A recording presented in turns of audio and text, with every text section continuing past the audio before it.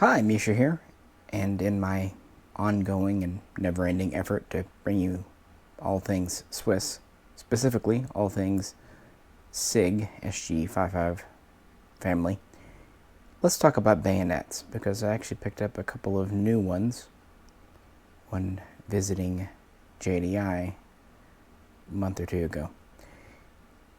And so the Swiss military, the Swiss Army primarily, but also the Air Force, still issues bayonets, at least on and off. And the two main rifles today that utilize them are the STGW90, the standard infantry rifle, and also the STGW07, which is a 5.53 long barrel. The 5.53 short barrel, SB, cannot mount a bayonet. There's not enough room on the barrel. The 5.51 LB can also take a bayonet, and again the 5.51 SB cannot, because the barrel does not stick out far enough. And on and on and on. I'm actually unsure if they've ever put bayonets on the SG551s, actually, come to think on it. So this is kind of the modern current carbine that we've talked about many times already. But this is still the standard issue, and probably will be for a while. And these are the bayonets. Well, this is the standard bayonet, the model 1990. But actually the older model 1957 will also fit.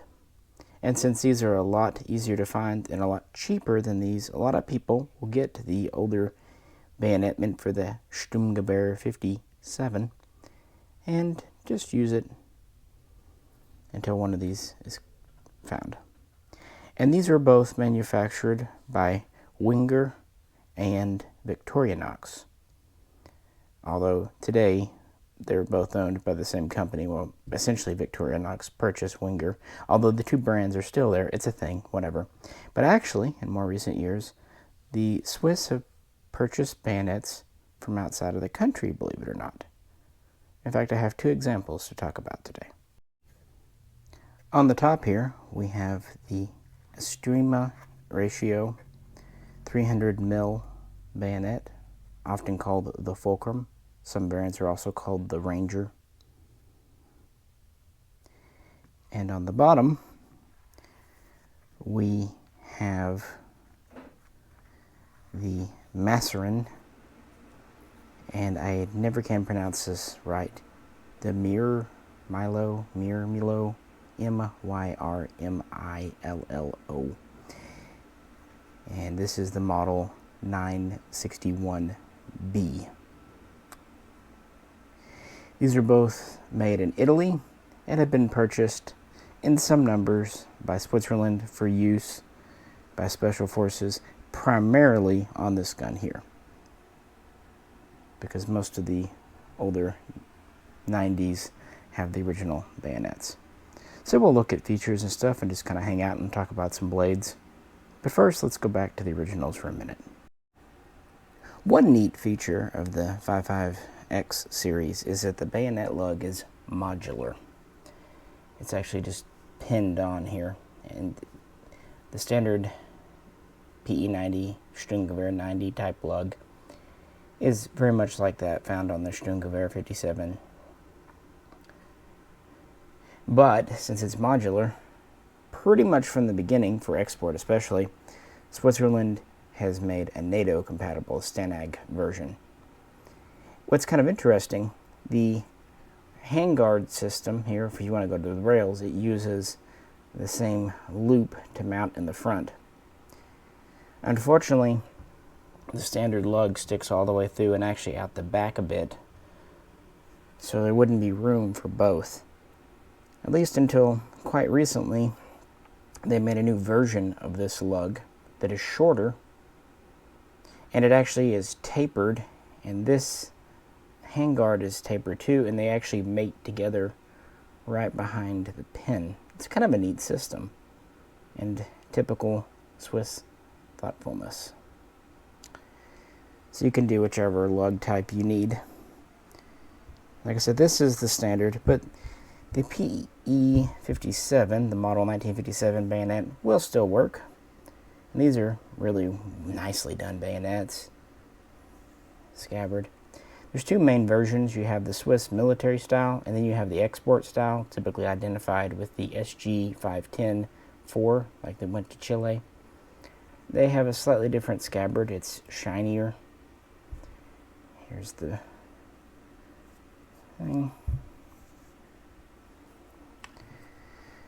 Very high quality. It's actually held in with a bit of a spring that tensions it. Typical stiletto style blade. Pretty unadorned, really. This is a true just knife bayonet. Stiletto style. Feels good. Nice quality. And for a while, you could pick these up in gun shops surplus for like 10 to 20 bucks, because while the bayonets were in the country, they took their own. They were only for the Swiss style lug, and there weren't many guns out there that would accept them. So yeah, and they just the way they go on is so pleasurable. They just pop on. No fuss, no muss. Even this one fits with essentially no play. And to dismount, you just press the loop. And the neat thing is you press the catch forward from both sides. Just the same motion like you would take it off. It's just a neat system. But again, this just fits it. It's not intended for it. The Model 90 bayonet here, introduced really just a short time after the rifle in 1986, is the standard.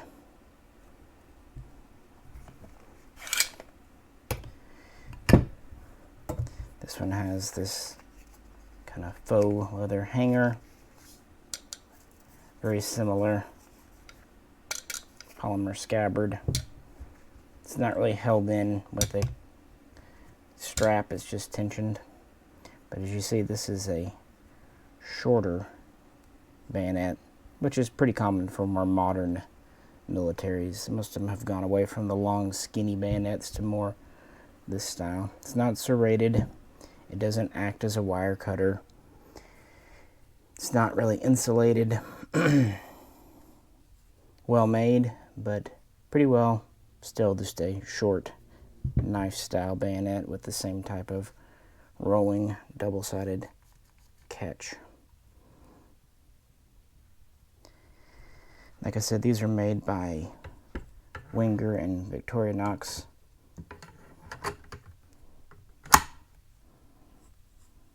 And again, it fits super snug. It just goes on and off really well. These were not serialized to the guns, at least the most weren't. I think the first couple of thousand were, but by the time everything was in full production, they quit applying serial numbers to the bayonets. So you'll just find makers' codes and what have you. And for a time, Switzerland acted like they were kind of moving away from bayonets, something that a lot of militaries thought about. But as needs change and as their Special Forces Command have expanded and bought new guns, they're back to buying bayonets. And this old style, well, it's kind of old by 21st century standards, even though it's very cool. Extrema Ratio is a relatively new company. They've been around since the late 90s, making combat knives and sporting knives and all kinds of things. And since they are in Italy, they have seen quite a bit of use in recent years with the Italian military, namely the Alpine Special Troops. And they were even deployed in limited numbers for kind of testing and evaluation in Afghanistan over the last few years. Now this version has the adapter for Swiss. This whole end piece, there's a Allen head screw inside there. It unscrews for disassembly for cleaning, but you can also swap out these end pieces and they pretty much will make anything for any gun. This is the Swiss. Obviously the AR-15 version is very common. They also make one for the FAMAS, They make one for the G36. They make one for the AK, which I think is kind of cool. And the tool to disassemble it is kind of in the webbing here.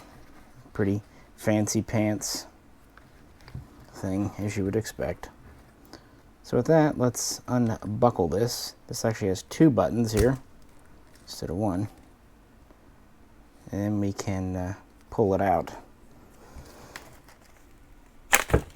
It is held in very tight, as you just saw. And this is a knife. Crocodile Dundee would be impressed enough.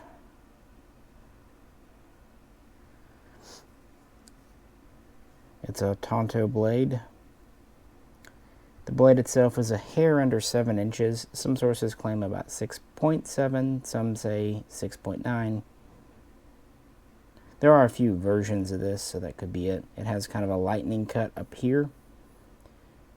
Overall length is a hair over a foot, 12 inches. And weight is about 13 ounces. But it's pretty well balanced. We have a synthetic handle, typical ring. We have a serrated edge here. We have a false edge. And we have a clip point up here. This is made from what knife experts tell me is extremely high quality cobalt stainless steel. The company, Extrema Ratio, says this can bear up to 150 kilograms of weight before the blade will snap. Because this is meant to be a combat knife, a bayonet of course, but also just a utility knife and a field knife. It's meant to chop things and hack things. It's even meant to be rearranged to be used as a spear for survival purposes. Although for what these cost, I don't think many people are going to be throwing them into the water to try to get a fish. Unless it's really friggin' desperate. It does feel good though, I mean. And there's more within the scabbard. We've got now 4 buttons here. We undo to remove the actual scabbard itself. Like the AK bayonet, the AKM to be exact. I can get it together here.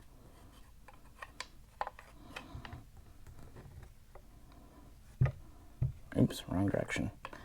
It's new. Cut me some slack. But you know what I mean. It will act as a wire cutter when you do it right. That is. One sec. There we go.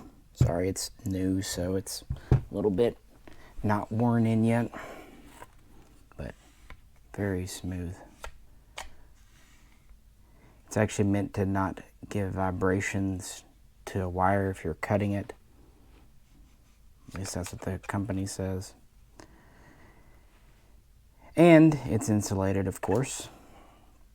They even say it can be used as a landmine probe. Of course, it can hack anything. And of course, it has a diamond embedded sharpener on the back. And it's fully mil-spec'd everything. You know the drill by now. Very nice. Very pricey. Plenty of straps and buckles to make the most avid German dominatrix content. Here we go. Trying to hook it on anything. It is extremely sharp. Here we are together just to compare them. As you can see, overall length is very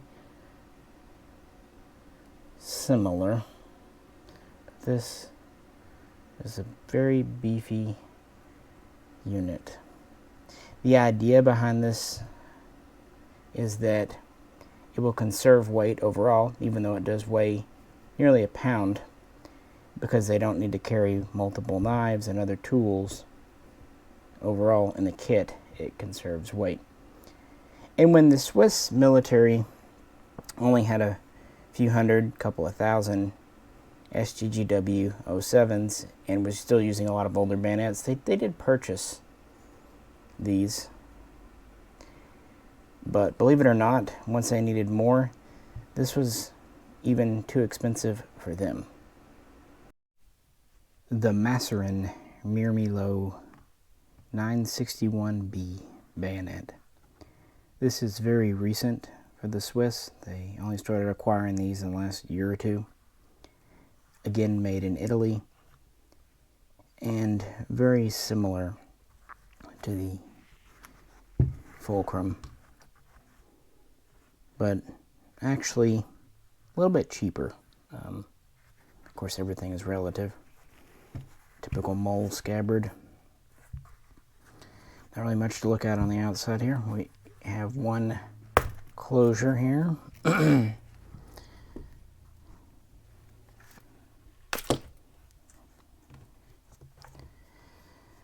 Very similar style of Tanto blade. Sorry there, my voice is going out. It is only slightly longer and about 6.9 inches. It also has the edge on top and clip point there, flat there. This has a single piece grip made of neoprene, I believe they said. And it too has a modular end.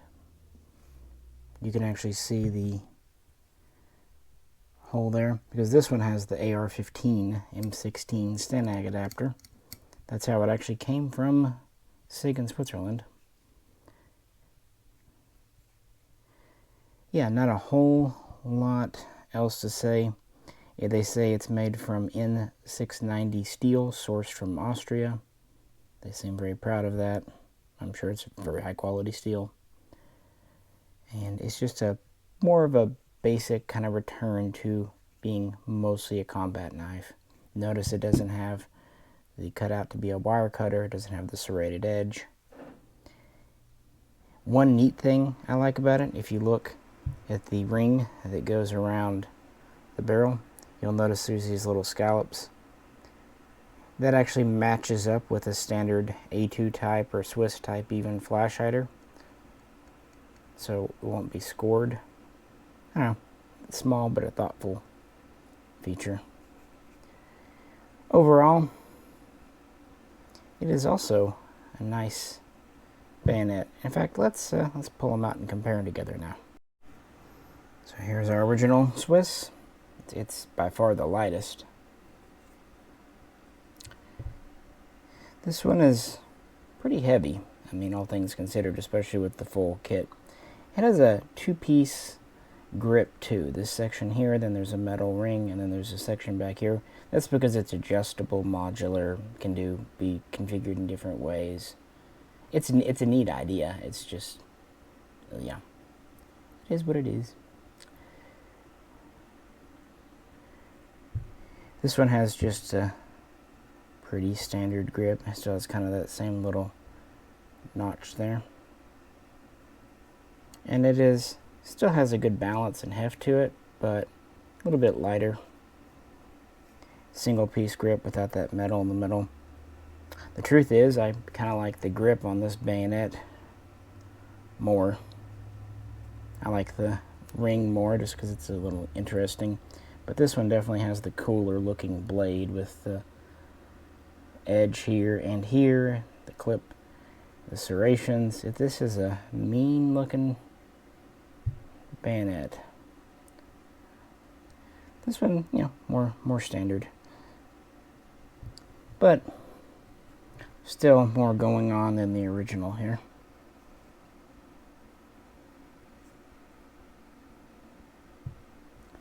Yeah, and this has the AR-15.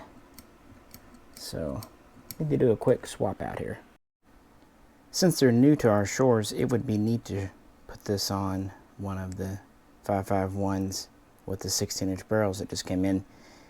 Even though you can put the bayonet lug in the ring, the barrel is too short. So I get to bring out my 5.51 LB yet again, and it already has the NATO lug in it. Something I did a long time ago. So this is a perfect fit here. Clunk.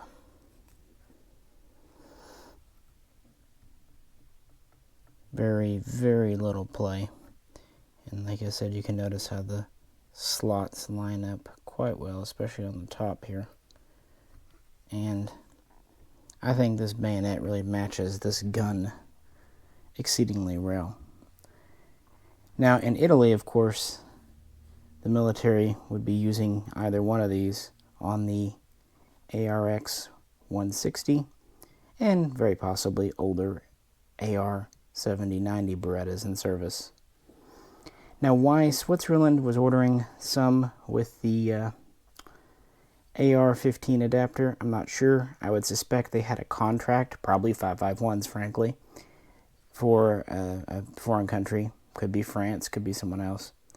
And they wanted the Stenag bayonet lug. Of course, as you know, this one has the Stenag magazine well. And as we know, they just sent over 15 Stenag lower guns from Switzerland, which tells me they had just finished up a contract run of guns probably pretty similar to this for someone. Yeah, that just looks right. That seems like the right bayonet for this gun. It never looked quite right with an M7 on it. Looked better with an M9, but yeah. Pull it off here. It does fit tight. Plunk.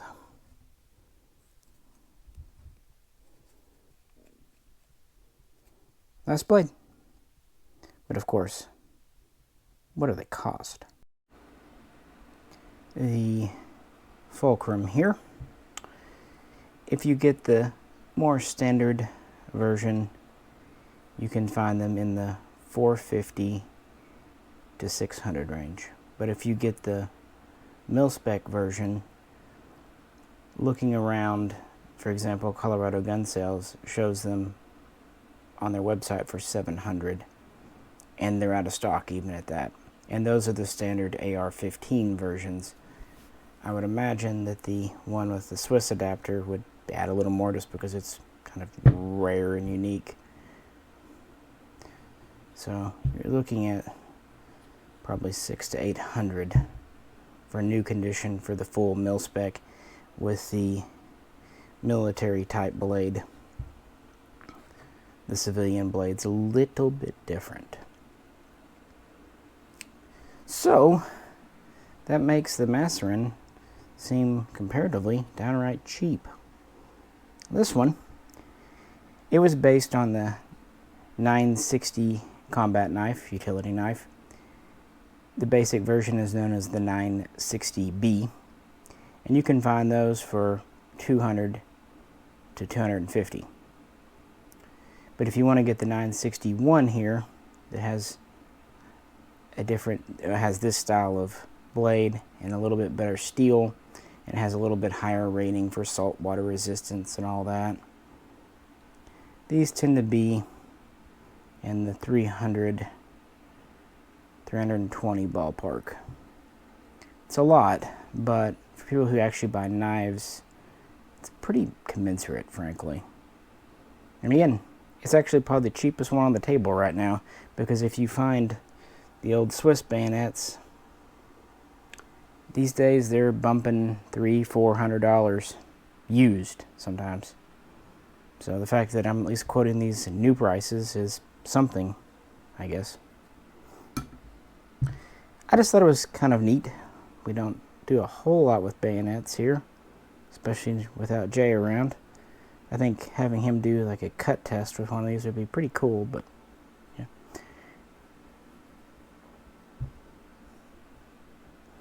This one is definitely intimidating looking. It has a lot more feature. But I have to admit, I think I actually like this one better. I think it's the handle, the grip. It feels really good to me. It's a little bit lighter weight, and I do kind of like the less is more approach to the blade and the scabbard. This scabbard is quite big and heavy with lots going on. This one is much more basic and very much lighter weight, but it gets the job done. And they both come with scabbards. Also, the Extrema Ratio comes in a cardboard box, like a, you know, with a lid, 2-piece cardboard box. The Maserin actually comes in a hard plastic carry case. It's nothing fancy, but a little bit nicer packaging. But, I mean, either one are very high quality. And it doesn't surprise me at all that the Swiss would go for something like this for one of their bayonets. But I'd love to know what you think. You can take my word for the fact that the edges are very sharp on these, right out of the box.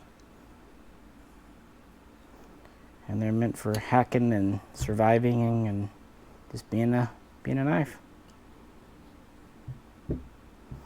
As always, I appreciate you tuning in and listening to me ramble on yet again about more Swiss stuff. And we have, of course, done a couple of videos on the new 5.51 carbine pistol things that came in. Pistols with 16-inch barrels, I'll say that. And we've done plenty of past videos on these. So nothing much new to talk about there. Hope everyone is having a good month. Feel free to comment. If you could, please like, share, and subscribe. And if you'd like to help support the channel, please check out the link to the Patreon page. This is Misha, and I will catch you very soon next time. And hey, I made it through this whole video without poking, cutting, otherwise injuring myself. I'm calling it a win.